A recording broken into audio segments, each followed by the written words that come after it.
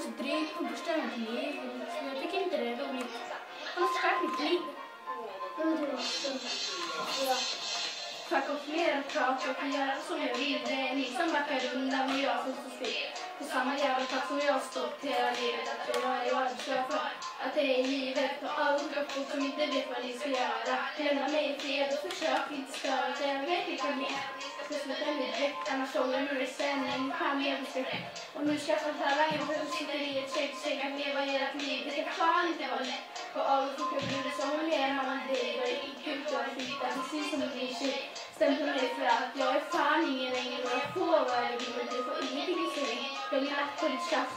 Att jag är rädd när jag spelar sitt i huset som en bebis i kurs. Sen fick jag och hon har blivit dissad. Jag ser det mitt för att hon blev nedpissad. Kuppen är utsatt av mig för fan vad jag tar åt mig seriöst eller prövar. Jag fan inte det. De är ju fel. Skit i vad de säger. Sköt ditt egna skit. Så att de gör okej med dig. Din business och lämna det och gå. Du inte kommit över, kom tillbaka till några år. Tillbaka till killen som tror att han är något. Jag hittar inte på honom. 1, 2, 3, kött. Men okej, var lite snälla, gå till kött och sug. Jag vet vad han finns för han är dag i buren.